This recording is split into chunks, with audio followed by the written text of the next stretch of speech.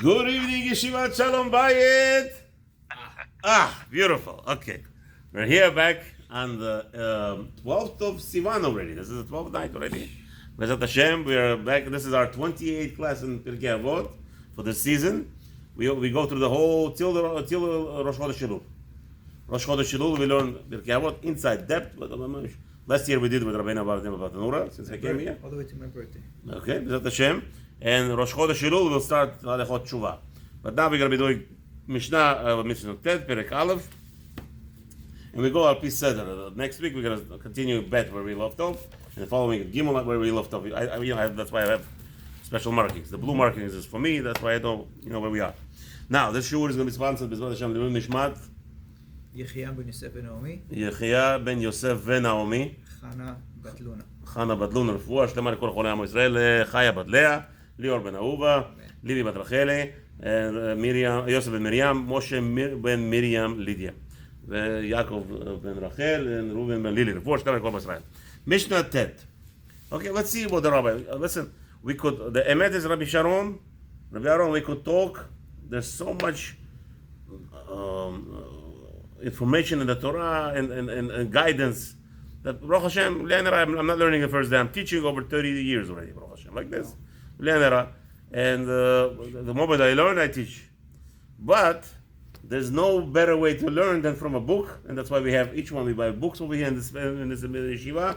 We buy so many books that every person has to, when they sit down, they have to have their own book and follow inside. Besides that, they are purifying their neshama by looking at kedusha, because the whole day we're exposed to garbage. And Bezat Hashem, hopefully, will grow. Shimon ben Shetach Omer, Heve marbe lachakor et ha'edim. He said like this. We were discussing yesterday about judging, right? That how do you judge? How that we said that every person who comes in front of you, the two litigants, they have to be evil rashaim in front of you. Why? This way you don't have no favoritism. Okay? This guy is claiming he owes me $10. This guy says I don't owe him $10. Who's the truth? Each sins. So the first rule is when you're judging, they're both wrong. Same thing with the parents. I always say this talks to us because we are always judging between children. Two children fight. In my house, I don't give a patch until I see somebody hurting somebody. What happened? And you know how many times they lie to me? They'll scream like somebody is chopping their head off, right? And the other one hurt me, the other one kicked me, and the other one smacked me and hit me in the wall. Whatever, they'll say anything. You come in there, the other one's like, what are you talking about? Never touched it. And they're screaming, yelling.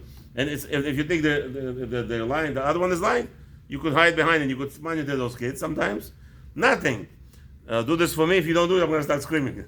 They bribe each other. The kids. So the rule is, when you see that the children are fighting, and mamash, one is crying, one is not crying, and Ki'ilu is there, don't react. Because 99% they're liars. They're both liars.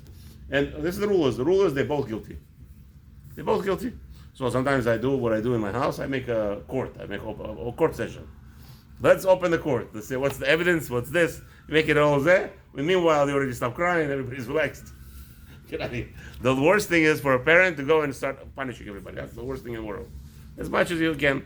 Same thing. When you're judging here in front of people. The people argue all the time. Yeah.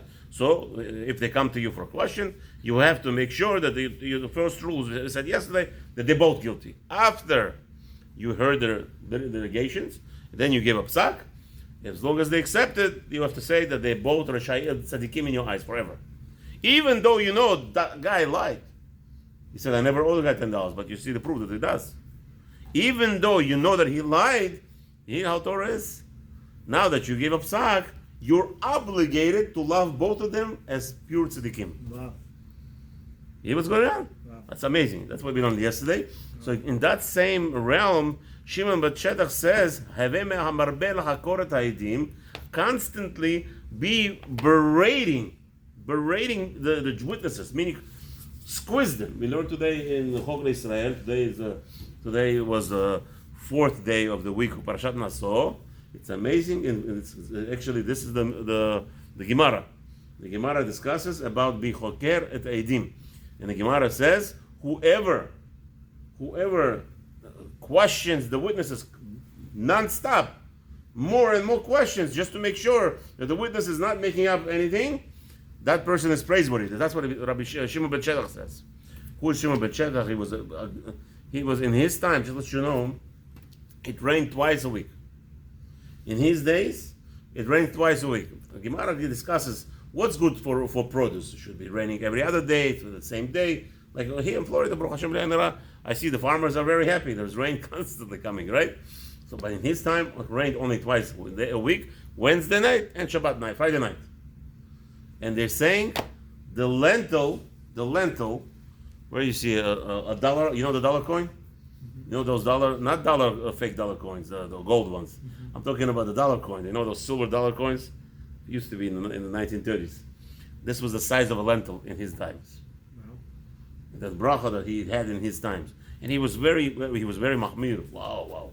The Gemara says that he was mamash. Anybody made a nuance of some sort. One rabbi did something. He said, "I'm going to put you in the cherem." He was a fighter for Hashem's honor. And in his days, 2 times rain came down only a week, and he had fruits out of this world. The Gemara says, if you could analyze it, the Gemara says that everything was like almost 5 times the size of a standard, even 15 times. The Gemara discusses it. So this is Shimon ben Shedach. So he tells us, be always checking the witnesses. Veheveh zahir bidvarecha. Be very careful when you are questioning the witness, because why? Shema mitocham yilmedu l'shaker. Maybe from the words that you will ask him a certain way, you will guide him, and he will know how to lie. I was sitting in Beit Din like this. Sitting in a Beit Din, somebody decided that I did something against a big organization. You won't believe this. I was publicizing a phone number of an organization that helps the community, and the organization was suing me because who gave you permission to advertise our number? That was a crazy thing. But anyway, so in the middle of a diyun, all of a sudden, one of the judges is helping the organization how to argue their case. So I said, what, crazy people here? This is what he's talking about. People don't know sometimes. The guy's with a big beard and he thinks he's a rabbi. And sometimes Pirkey Avoth is only for small people. For people like us, balabatim. I teach Pirkey Avoth over 30 years. You understand it? And the guy's sitting over there, and he's a big shot and the whole stuff, and he gives guidance in his how the organization had to argue against me. What's going on? This is what he's talking about, specifically against that. Rabeinu Yonah, in the bottom. Tet. Shimon ben Shedach Omer, have marbe lachakor et ha'edim ve'heve zahir bidvarecha. Be very diligent in your testing the witnesses, and be very careful with your words, how you question them. Chas v'shalom, what does that mean? Let's see. La'asot lahem drisha v'chakira harbe pa'amim. You should be asking them from every angle possible. Question like this, he answered it to you already. You have the heavy lists, according to the Mishnah and Gemara over there, there's a certain list of questions that they must to ask.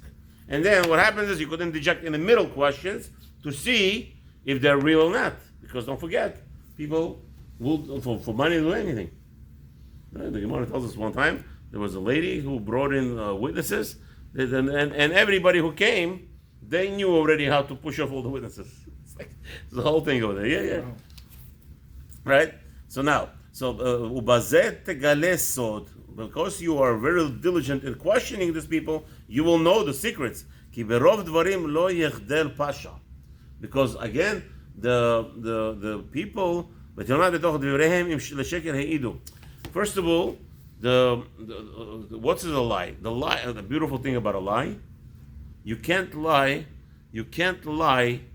to the lie doesn't repeat itself.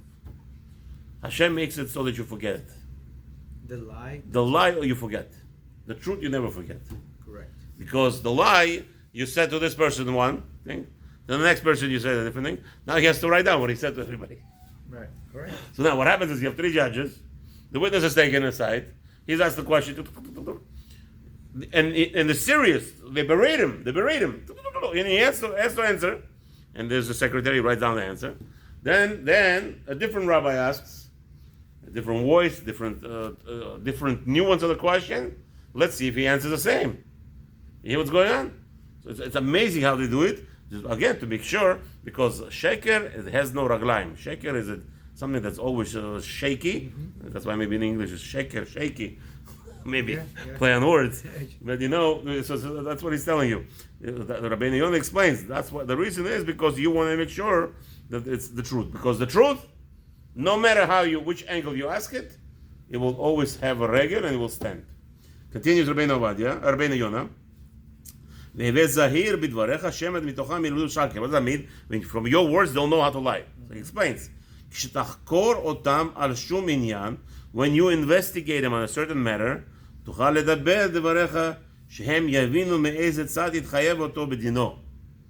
yeah? כשתחקור אותם על שום עניין, תוכל לדבר דבריך שהם יבינו מאיזה צד יתחייב אותו בדינו. Sometimes you could allocate a certain word, and what's going to happen? He's going to use and utilize that word that you just said to obligate another person of irresponsibility. He's not really owe you, but you'll know what to say. וילמדו בתוך דבריך מה צריכים לשקר כדי לזכות.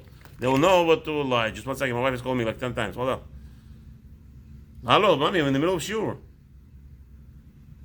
Hello? No. Okay. She hung up. Not important, I guess. One second. There's a text over here. Let's see what she texts. Maybe something important.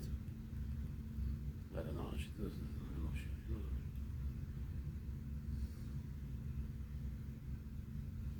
Oh, emergency. She can't get into the bank. Okay. Let's go. Let's continue. Amazing.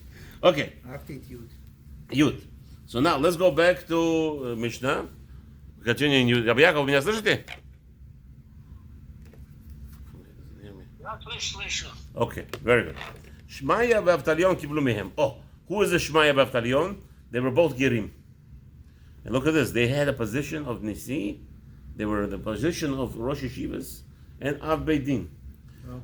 How much were they beautiful, these two Gerim? These two Gerim, when they walked in the streets, and the Kohen Gadol, after Yom Kippur, came out of the Kodesh Kadoshim, he had a big crowd thanking him, he survived, and then there's a whole big feast, not feast yet, a big party, like they're celebrating. One time the Gemara says, Shmaya Bavtalion Kimarot Beit Midrash. Azu et Kohen Gadol ve'barchu elehem. They all abandoned the Kohen Gadol. It's not important in their eyes. They ran to greet Shmaya ben Avtalion. The Kohen Gemara says, well, he was very upset with the whole. Anyway, but they were big Talmidei Chachamim. So kiblu mehem. Shmaya omer, ehov et hamalacha usna et hamrabanut. Shmaya says, first thing, you have to make sure to have always constantly laboring. You have to be an individual, constantly laboring, and don't go into Rabbanut. We'll understand what that means for Rabeinu Yonah in a minute. V'al titvada l'rashut, and don't be known to the government too much. What does that mean? Let's see. Again, he's telling you, first thing he tells you, be an employee, make sure that you labor all the time with your hands, and second of all, don't, and what's his name? Hate Rabbanut, meaning hate leadership. We'll see what that means. V'al titvada l'rashut, and don't expose yourself to Aaron. Why is your brother calling now? Your brother is calling this morning. I don't know. All my phones are busy. I'm sorry. Anyway, I have somebody on the phone also. Okay, now let's go into Rabeinu Yonah. Why don't you open this and enjoy with us? Come on, you want to do? You like it? Come on. He knows it by heart. Yeah, he knows everything by heart. That's the problem. Yud. Okay, we're on page Yudalet. We're all the way in the bottom of Rabeinu Yonah. Shmaya ואבטליון קיבלו מהם, שמעיה אומר יהוא את המלאכה. Good. שלא יתבטל האדם ממלאכה. We said that, what did Hashem told Adam Rishon? Adam Rishon, right. So many people take it as what? As a curse. No. Adam Rishon, by the way, he says to Hashem, I want to die. Please kill me. Why? Why does he say that? He says, I'm going to do the Averah Mo. I'm going to go against you and continue living my life against you. So Hashem says, no, you're not. I'm going to give you advice. What's the advice? Meaning, go to work. Right?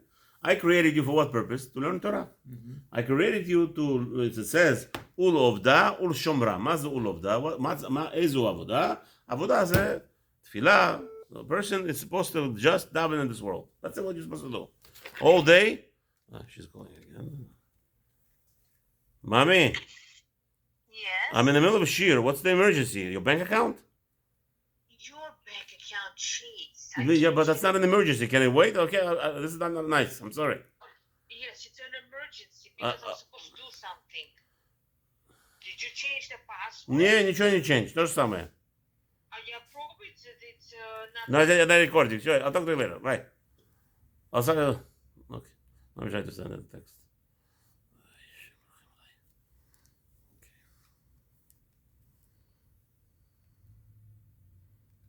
One second, gentlemen. Just מחילה מכבודכם. Baruch Hashem. Take my time here. I don't have allowance. אז פה לא כתוב עבודה, פה שלא יתבטל האדם ממלאכה. Right. So he's telling you. מלאכה is actual physical labor. Right. But what is מלאכה? כי הבטלה מביאה את האדם לידי שעמום. Good. והיא מידת החולי. Right. So what are you reading, Rabeinu? Yeah. Right. So he said, שלא יתבטל האדם ממלאכה, כי הבטלה מביאה את האדם לידי השעמום. עד חולי. ומידת החולי, לא, שעמום.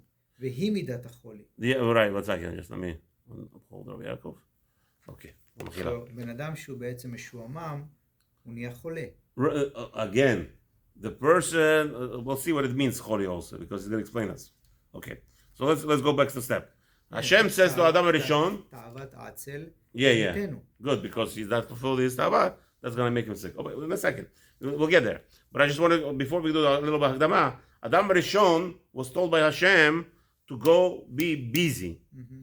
Because Adam Rishon is saying, if you're going to leave me alive, right?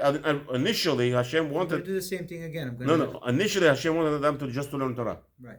Avodah is service to the korbanot, and that's it. So Adam Rishon says, you see, if I'm going to continue doing all that, I'll just do Averot. Right. So Hashem says, no, you won't do Averot. Why? Because you're going to go to labor. So meaning like this. So now Hashem gave him two chances, two choices. Either he's going to learn Torah, or he's going to be laboring full time. Both of them are laboring. Both of them are achieving the same goal. What is the goal? A goal is for him to be busy. Yeah, that's what Rabeinu Yonah tells us. As long as you're not, it's not as though you're not busy. Now you're going to be the worst word that I always teach everybody. The worst, and I teach my children all the time. The most muktzah word in the Torah. Bored. I'm bored. Shalom. Maze bored. You know that all the calamities start because we're bored. Everything. We're looking to do something, and we hurt each other, and we entertain ourselves. Look at the radio. Look at all the radio. If you listen to the radio for 5 minutes, you want to puke. The whole day they're berating somebody. An empty mind is the devil's playground. Right? And they're constantly just berating, just to make entertainment. The whole entertainment industry is all about berating the next guy. That's what. Otherwise, they're bored. What makes them happy? I'm making fun of other people. Shalom. Vehi midat acholi shenemar alav ta'avat atzel temitenu ki me'anu yadav la'asot. A person who is not doing something, he is preventing himself from laboring. He will go into shimum. He will become bored, and what he's going to do? Right? He's going to have tava that he wants to fulfill. So how he's going to fulfill himself? What are they doing today? Busy making fun of people. רוצה לומר, explaining, כאשר הוא מרגיל איבריו להתבטל ממלאכה, מענו ידיו, כי ההרגל שולט עליהם. So what? Because he's refraining himself from laboring, so now he's what? He's מענו ידיו, ואמרו עליו, עוד מחורב עצל לא יחרוש, ושער בקציר ועין. So a person who is not plowing, and a person who is staying away, he's because he's a what? He's a atzlan. He is lazy from laboring with his hands, right? שהוא חושב כשישב בטל ממלאכה שהיא מנוחה לו, right? Why is he doing all that? He thinks I'm taking a rest right now, taking a break, right? I'm taking a break. והוא ההפך, כי בהגיע יהיה לו מנוחה, totally opposite. That's what Rabbi Avigdor Miller was. Yes, people don't understand. Avigdor Miller was against vacations. You know how many rabbis push vacations? Take your wife twice a year to vacation. That's my first Rosh Hashiva. Always go, guys, go to vacation. Take your wife here. Go. Rabeinu Miller says, "What vacation? What are you doing on vacation?" Yes, a simple question. What do you do? You need a vacation after vacation. Most of the time, you come in. What is a vacation? By Rabeinu Miller, it takes you. How long does it take you to walk from your house to the shul? It takes you 1 hour to walk sometimes to yeshiva. It's a 5-minute drive. It's 10-minute drive, but a 1 hour walk. You know what your vacation is? Walk. Go and see a scenario. Look at the beautiful trees. Get to yeshiva, start learning. What's the vacation? What are you vacationing on? Mm-hmm. So that's what he says. The other way, you see Rabeinu Yonah. Rabeinu Yonah is not talking nothing, nonsense. We have Rabeinu Yonah, Rishon from 800 years ago, says, V'hu hefech. He says, you think by resting it gives you peace of mind. No, by laboring gives you peace of mind.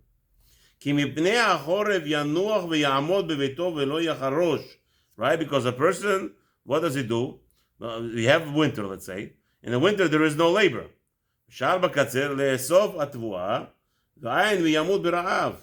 Right? So what does he do?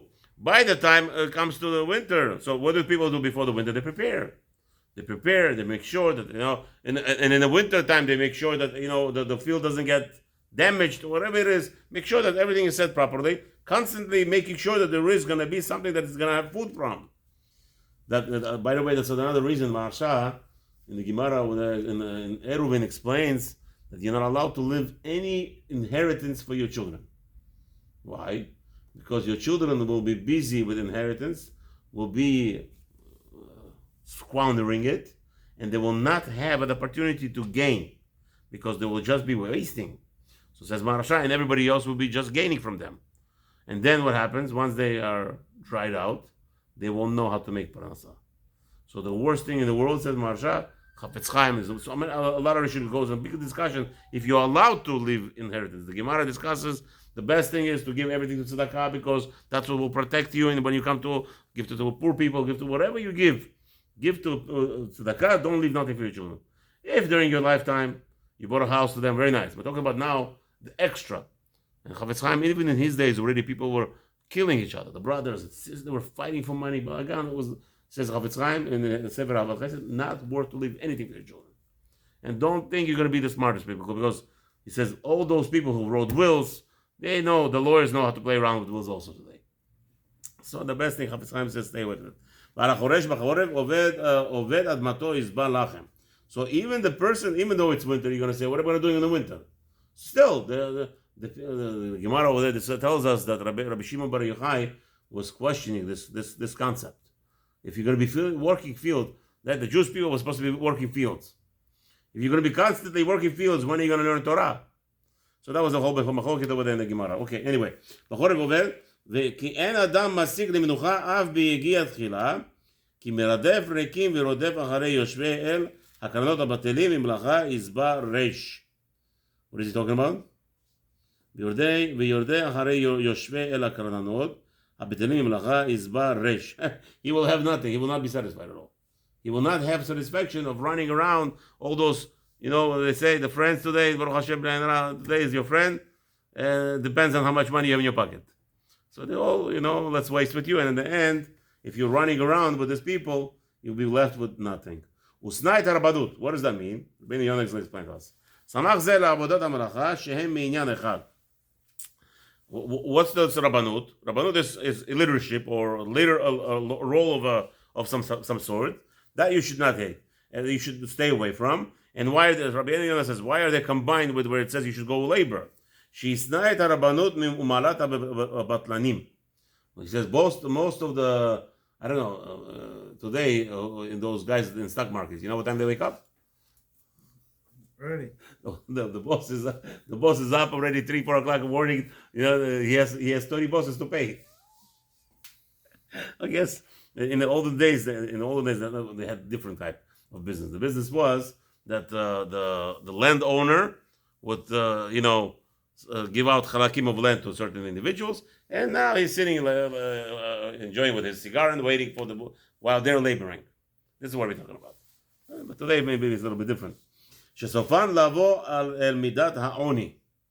Okay? So in the end, שישנא את הרבנות, הוא מרד הבטלנים.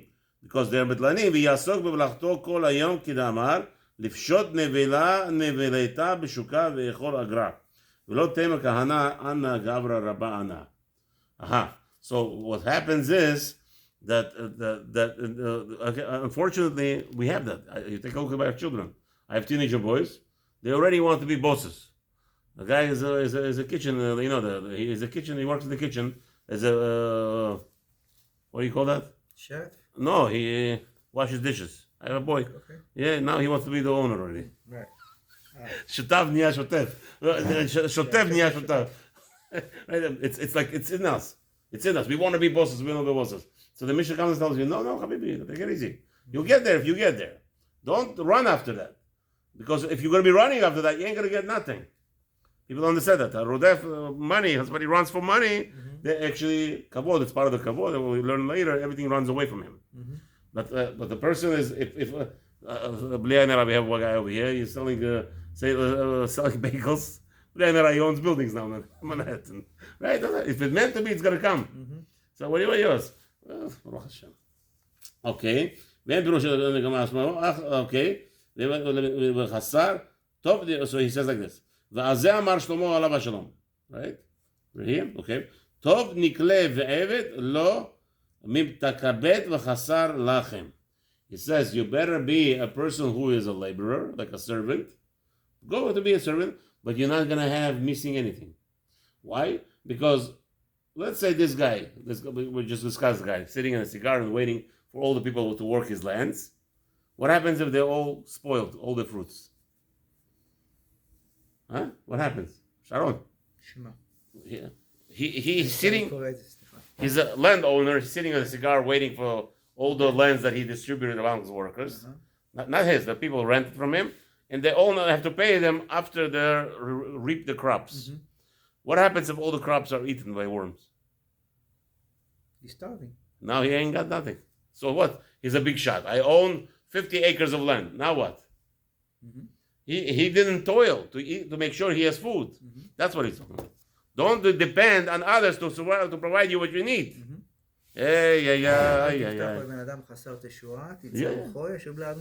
No, that's separate. Over here it says, I'm not depending on them. It's my land. But don't depend, because who said that your land is going to produce anything? I think that every single part of labor that you're giving, you're obligated to know it as well.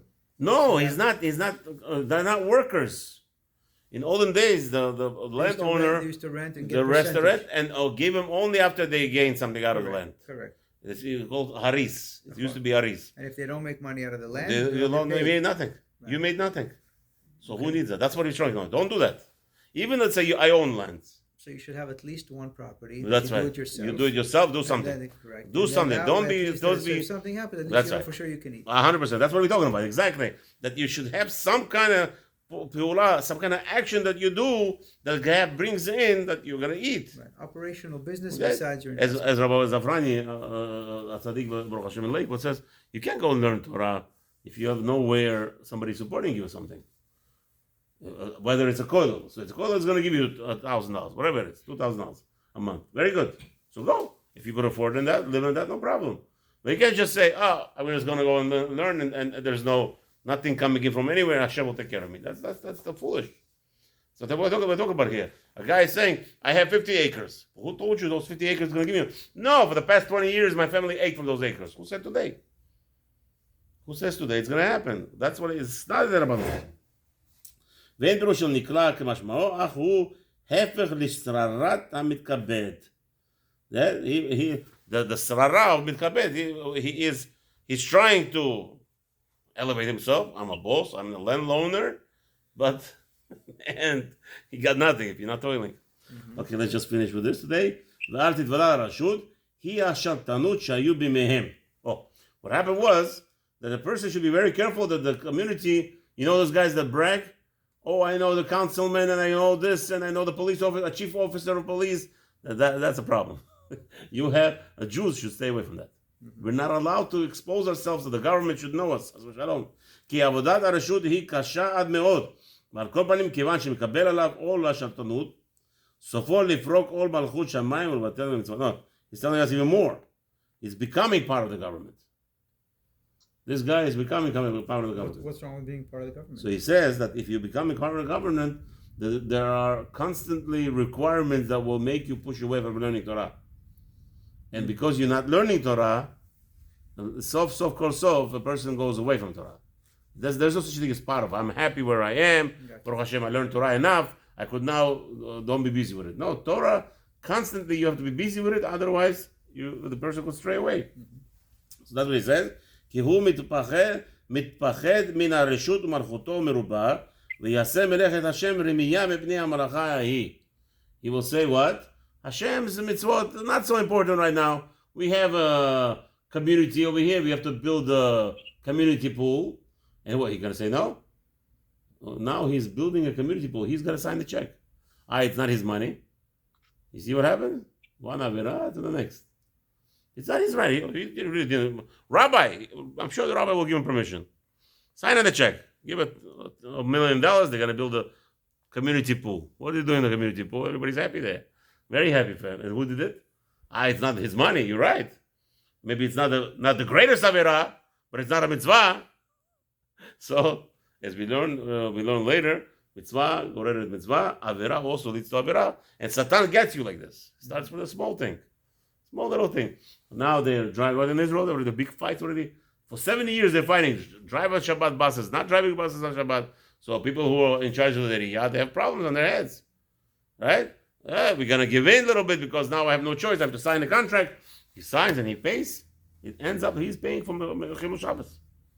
Maybe not fully on his head, but that's what he says. He will lead you. In the end, HaKadosh Baruch Hu is going to say, why did you sign that check? Because I have to be a mayor of the town. You have to be a mayor of the town. How did you get to be a mayor of the town? Because you have money. You use money for that. You use money in the end, go against Hashem. So then Hashem says, הכל הולך. שאין מקרבין לאדם אלא לצורך עצמן. The whole politics business, it's only for people, for themselves. Whatever is beneficial for them. Right? ועל כל פנים, כיוון שמקבל עליו עול השלטנות פעם אחת, לא יוכל לעשות אשר האדון מבקש. And even though, let's say you are a mayor, Simcha Felder, שיהיה בריא ושלם. Simcha Felder is one of the state senators. Mm-hmm. And there was a big fight between Democrats and Republicans. Obviously, he was elected as a Democrat. He jumped line to become a Republican in order for the Republicans to take over the House and to stop the big, horrible things that the Senate was doing in New York. You know what they did to him next election? The entire Democrat Party was fighting him to get thrown out. Baruch Hashem protected him. Why? Because he shows the Hashem side. But in the end, the person chooses the other side, and Mr. Sheldon Silver. You know who Sheldon Silver is? No. This is an individual who is in jail now. He was a person, he's a Jewish guy, religious with the kippah, sort of speaking, but he was in charge of the Assembly of New York for like 15, 20 years. In the end, Baruch Hashem, they got rid of him. Why?